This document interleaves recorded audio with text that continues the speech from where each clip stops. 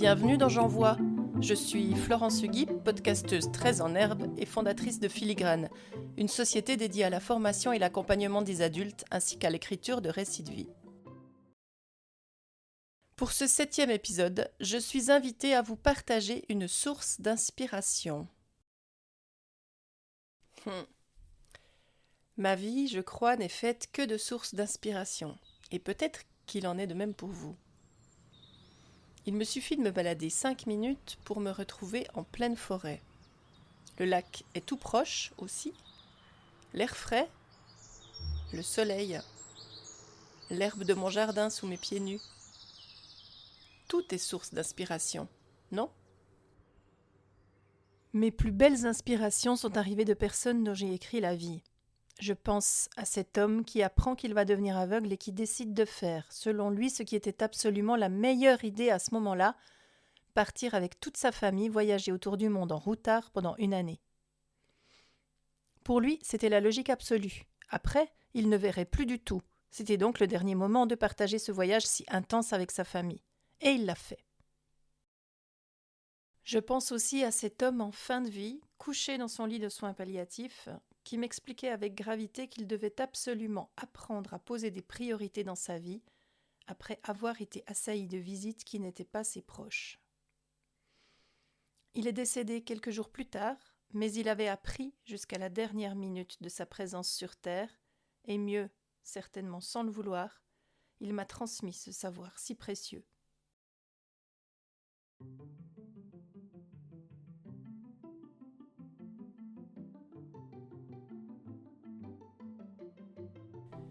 Ces histoires me font grandir. Elles m'apprennent qu'il y a toujours, dans les situations qui semblent pourtant sans issue, une voie qui nous permet d'apprendre, de nous augmenter, de devenir meilleurs ou plus profonds. Plus en lien avec nous-mêmes et plus en lien avec les autres.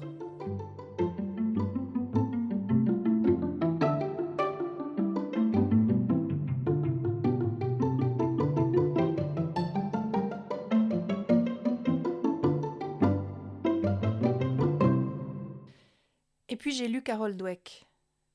Carol Dweck est professeure de psychologie sociale à Stanford aux États-Unis et elle en est persuadée. L'humanité se divise en 2 catégories, les personnes à état d'esprit fixe et les personnes à état d'esprit de croissance. Ainsi, selon elle, ce n'est pas le talent inné ou l'excellence qui est si glorifié dans notre société qui sont gages de réussite, mais bien notre capacité de remise en question, d'engagement, d'envie de rebondir après une situation difficile ou dans une situation difficile. Dans notre capacité à voir toutes les étapes de la vie comme des expériences, sources d'apprentissage. Dans un ouvrage sur le sujet, elle adapte son idée aux relations amoureuses, un de mes sujets de prédilection. Avec son équipe, elle a interrogé 100 personnes ayant vécu des ruptures difficiles pour comprendre pourquoi et comment certaines ne s'en remettent pas, alors que d'autres sont capables de continuer à avancer une fois leur deuil vécu. Qu'est-ce qui les différencie ? Alors bien sûr, il y a les stigmates de l'existence, les blessures plus ou moins profondes réveillées par cette nouvelle cassure. Mais plus que ça, il y a la manière de faire avec ces casseroles qui brinque-ballent derrière nous. Ainsi, les personnes interrogées, qui avaient un état d'esprit fixe, se disaient marquées, se sentaient jugées de manière permanente, comme si un verdict avait été gravé sur leur front. Je ne suis pas aimable, je ne suis pas assez attachante. Elles exprimaient une grande souffrance et avaient souvent une énorme envie de vengeance. Et puis, elle évoque cette femme, quittée du jour au lendemain par un partenaire très aimé, qui s'est contenté d'un billet sur la table de la cuisine sur lequel il avait écrit « N'essaye pas de me retrouver » et qui, de fait, n'est jamais réapparu. Sous le choc, elle a mis du temps à émerger, mais elle a traversé ces moments très difficiles en s'accrochant. Elle dit « J'ai compris, même si je ne suis pas une sainte, que pour être en paix, je devais lui pardonner. Pour pouvoir oublier. J'ai toute une vie qui m'attend et je ne peux pas la vivre dans le passé. Alors un jour, je me suis dit « bonne chance à lui et bonne chance à moi ». Elle se savait aimable, attachante. Elle se sait marquée, mais pas de manière permanente.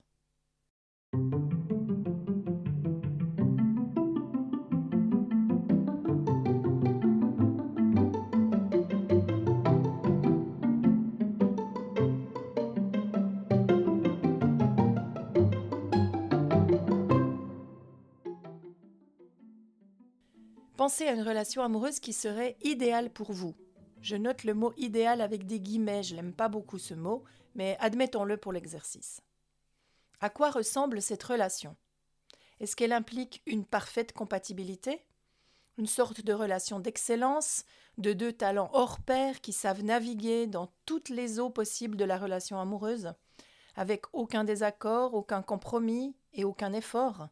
À quoi ressemblerait cette relation-là ? Prenez le temps d'y réfléchir. Vous pouvez même la dessiner si ça vous dit. Alors pas de panique, nous ne sommes pas dans un atelier d'art, des bonhommes allumettes suffiront amplement.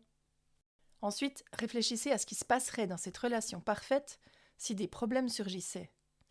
Si l'autre n'était pas si prince charmant que ça, et que l'autre n'était pas princesse super bien coiffée que prévu, à quoi cela pourrait-il bien servir ? Y verriez-vous un avantage ? À quel moment pensez-vous que vous baisseriez les bras ? Ou au contraire, comment vous engageriez-vous malgré tout ? Qu'est-ce que ça pourrait apporter si vous tentiez l'aventure ?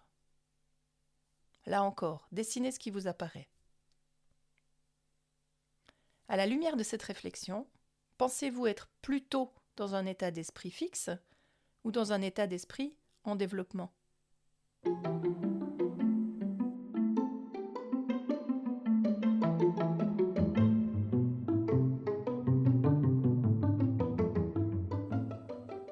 Voilà, c'est déjà fini pour aujourd'hui. Vous retrouverez tous les liens en note d'épisode. Et merci de m'avoir écouté jusqu'au bout. Je vous donne rendez-vous demain pour une autre étape de J'envoie.